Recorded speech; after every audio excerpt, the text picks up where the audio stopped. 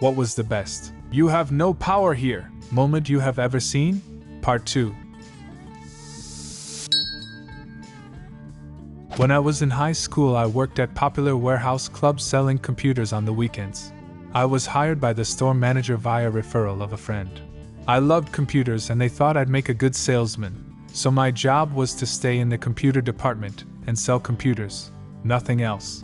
Well, one of the shift managers didn't like that and insisted that I needed to go fold clothes for a while. As in, half my damn shift. I told him that the store manager had instructed me never to leave the technology department, but he insisted. This went on for several weeks. The store manager showed up one weekend when both the power trip and shift manager and I were working.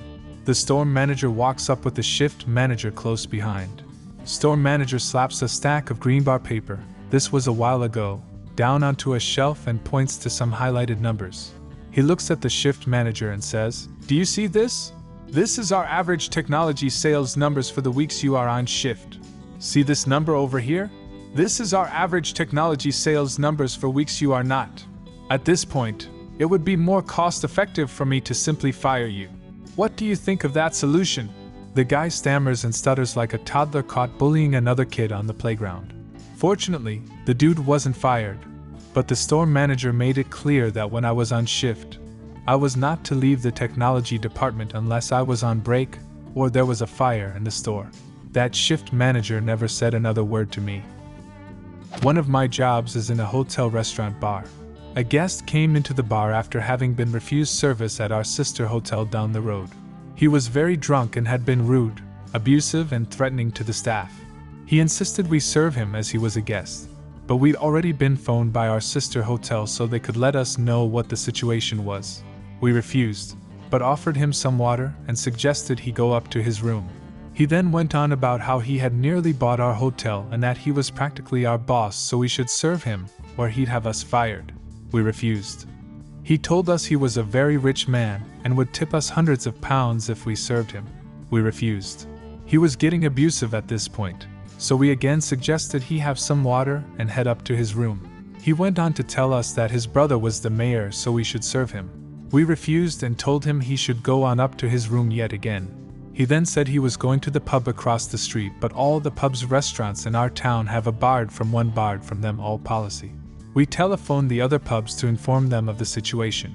Many of them got back to us and said they had been offered money, been threatened with losing their jobs, and also told the story of the mayor. All of the pubs stuck to their guns and refused to serve him. Eventually, he came back to the hotel and went to his room. When my shitty father kicked me out of the house and then demanded he have access to my bank to control my financial situation, and I got to tell him, "You have no control over me anymore. You set me free when you kicked me out, and now you can't do shit." When I was still a child, I saw how abusive my grandparents were to my parents when they used to stay in their house during their early years of marriage when they were broke. They are forced to accept the abuse and swallow their pride, knowing that they're still indebted to them and had nowhere to go. Once they have enough money to leave my grandparents, they moved to a small rented house. My grandparents came for an unannounced visit and berate my dad for living in such a shanty house and how ungrateful he was for leaving their home. My dad was silent until they start blaming my mother for being a wife that brought bad luck to my dad and how she poisons him into moving to a new home. My dad weren't having any of their bile anymore and kicked them out. They stopped talking until my grandfather was dying of leukemia. My mom was the one who persuaded my dad to see him before he passed. My job right before my current one, property manager, the owner was an absolute prick. He was heartless and rude and racist, and I loathed him. I hated every day going into that job, but I needed the money. I was applying daily to my dream company in hopes that eventually I'd be accepted. In the meantime, every time I complained or mentioned something to my supervisor, I was told to shut up and get on with it. He was paying me too much to have opinions. 3 years after, we were a small office and the receptionist and assistant prop managers had quit. I finally got accepted into my dream company and happily put in my 2-week notice. In desperation, he offered me more money, a higher position, better benefits, which were laughable. When I said no, he asked why. I have never felt more gleeful than the moment of when I said, "I don't know, I'm not paid to have opinions here." That was a year ago, and even now the look on his stupid old face gives me joy to this day. New director. Decides admin should hold a meeting at noon Monday Friday in the nurses' lunchroom and bar them from entering during that time.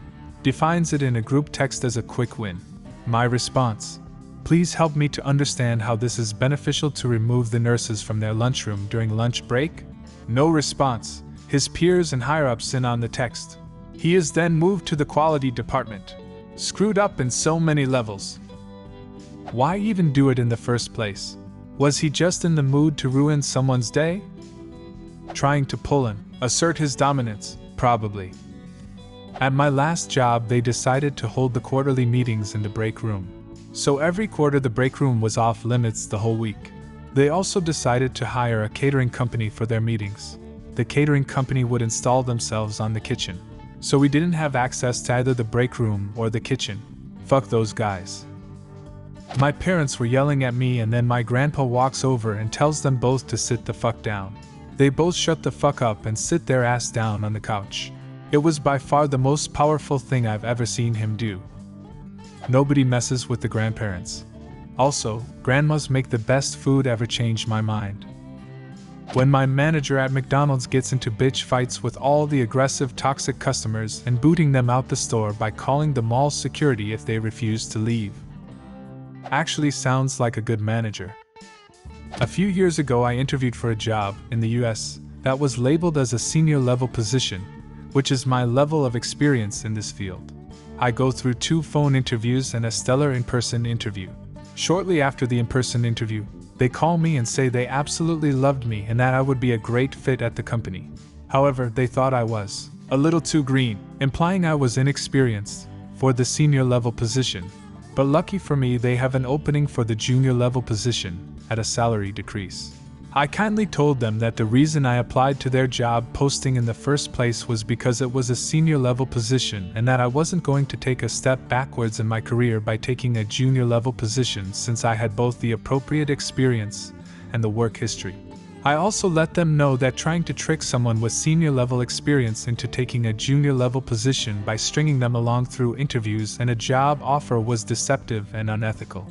There was silence over the phone for a moment, and then the interviewer said in an offended tone, "Well, we've all had to make sacrifices for company name."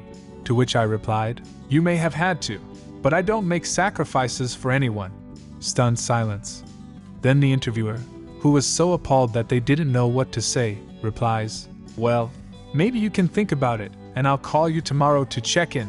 I said, "No thank you and please don't call me," and hung up the phone. They do this a lot to young people like myself in a variety of industries. Don't take shit from anybody. Know your qualifications, believe in them, and tell assholes to fuck right off. Your talents will be appreciated and paid for elsewhere, I promise you. Edit. The industry I am in is marketing, and I am currently a senior graphic designer. I used to work at a few Subways.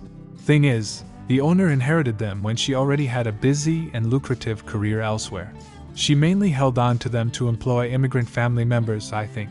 One time, she was in the back when she heard me interact with an angry customer. Afterward, she came out and said, "You know you don't have to take shit like that. I trust you, you can use your judgment, and just toss anybody out who talks to you like that." After that, I wouldn't take any shit from anybody. Slightest hint of backtalk to your sandwich artist, and you were out on your ass, still hungry. It was so much fun. "Let me speak to your manager." "No. Get out. I'm going to call and complain." "Ooh, oh, I'm terrified." "Go nuts, but you can't call from in here, because you're trespassing now." The sheer indignance of an entitled customer when you don't bow and scrape before them is really something to behold. "No. Get out." Is absolutely hilarious, and I would pay so much money to get to see that. I have one that crosses with, "I don't work here, lady," a bit. I have a job, but I will still do interviews every couple years. This means the script is flipped a bit. They have to convince me to work there. Anyway, I got the town early, so I stopped at a bakery to get something to eat. The woman went in the back to get it, and this squat toad of a woman walks in, yells at me to get her order, and then yells at me again for not getting up right away to serve her. When I point out that I do not in fact work there, she goes off me about how important she is, etc.